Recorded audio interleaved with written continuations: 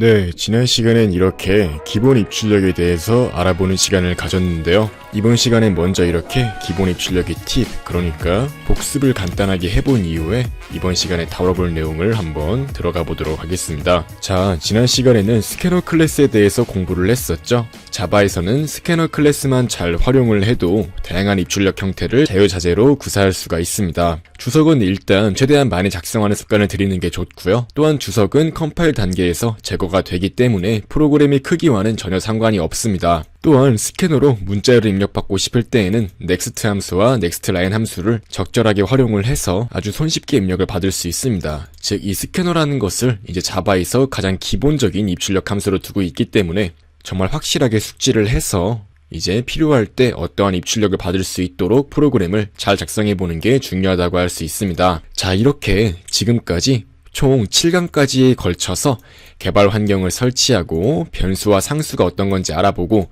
자료형에 대해서 알아보고 이렇게 다 공부를 해보는 시간을 가졌죠.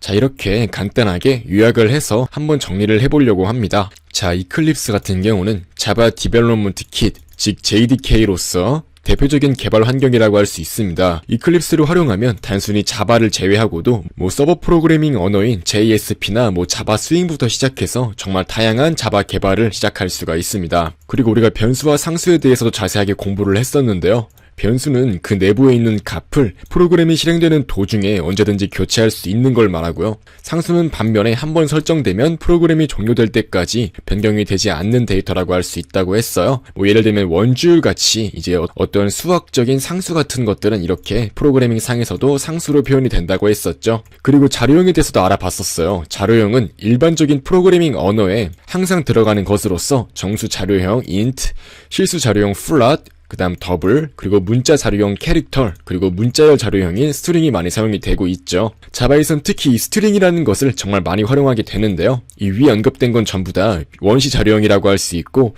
이 스트링이라는 것은 비원시 자료형으로서 자바에서 조금 더 특별하게 다루어지는 그러한 자료형이라고 말씀을 드렸었죠. 그리고 연산자에 대해서 알아보았었는데요. 연산자는 이렇게 부등호부터 시작해서 정말 다양한 형태로 다수의 데이터를 비교하거나 데이터를 변경할 수 있도록 하는 역할을 합니다. 특히 AND와 OR은 각각 이제 조건문과 반복문에서 많이 사용이 되기 때문에 이러한 연산자가 어떤 의미를 가지고 있고 어떤 게 가장 중요하게 다루어지는지를 정확하게 이해하시는 게 중요하다고 할 수 있겠고요. 그리고 조건문과 반복문에 대해서도 공부를 해보는 시간을 가졌었어요. 이 조건문과 반복문은 프로그래밍의 논리적 흐름에 있어서 가장 중요한 부분이라고 할 수 있어요. 사실 어떤 수학적인 그런 흐름, 그런 논리 그 자체라고 말할 수가 있고요. 여러 개의 데이터를 서로 비교하거나 1부터 100까지 반복하는 등 다양한 논리적 흐름에 따라서 다양한 프로그램을 전개할 수 있도록 해주는 게 바로 이 조건문과 반복문이라고 할 수 있겠죠. 이러한 조건문과 반복문은 알고리즘 그 자체라고 할 수 있기 때문에 굉장히 프로그래밍에 있어서 중요한 부분이라고 할 수 있는 거고요. 그 다음 이제 기본 입출력에 대해서 공부를 했었어요. 자바에서는 입력을 받을 때 기본적으로 스캐너 클래스를 가장 많이 활용하는데요. 이 스캐너 클래스 같은 경우는 정수를 입력받는 next int, 문자를 입력받는 next 등 다양한 함수를 지원한다고 할 수 있는데요. 이 스캐너가 자바에서 정말 기본적인 입출력 모듈이기 때문에 정말 확실하게 이런 스캐너가 사용된다, 이런 것들을 이해하시는 게 중요하다고 할 수 있습니다. 네, 이렇게 간단하게 자바 기초 프로그래밍 중에서 이렇게 앞부분을 한번 맞춰보았는데요. 네, 이제 한번 지금까지 공부했던 내용을 토대로 간단한 과제 형태로 문제를 몇 개 내주려고 해요. 한번 각자 풀어보시고 지금까지 배웠던 자바 기초 프로그래밍 부분을 다시 한번 다져보는 시간을 가져보도록 하겠습니다. 자, 이렇게 한번 총 3개의 문제를 각자 풀어보시면서 지금까지 배웠던 거를 한번 복습해보는 시간을 가져보시기 바랍니다. 자, 이제 이런 식으로 이제 이렇게 3가지 문제가 있는데 지금까지 공부했던 내용을 이제 어느 정도만 이해를 해도 정말 쉽게 풀 수 있을 만큼 정말 간단한 문제만 이렇게 준비를 해보았고요.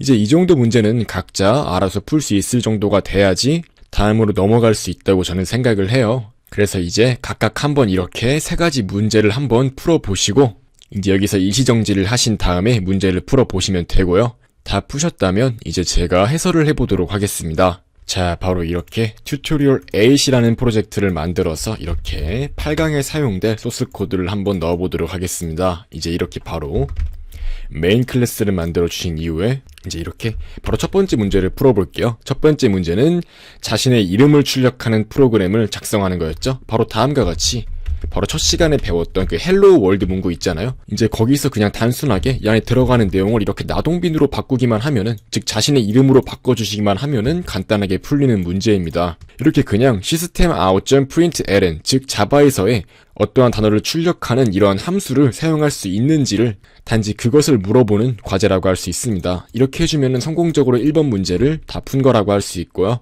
그리고 이번 문제 같은 경우는 몇 가지 연산자를 통해서 이제 실행 결과를 유추해보는 그러한 문제라고 했었죠. 자, 보시면 이렇게 맨 첫 번째로 10 더하기 10이 있었고, 이런 식으로 총 5개의 연산식이 들어가 있었죠. 이제 이런 식으로 그대로 그냥 넣어가지고 실행을 한 뒤에 그 실행 결과를 넣어주시면 끝입니다. 네, 이런 식으로 이제 넣어준 뒤에 실행을 해서 결과가 이렇게 나오는 것을 확인할 수 있죠. 이제 이게 바로 정답 그 자체라고 할 수 있습니다.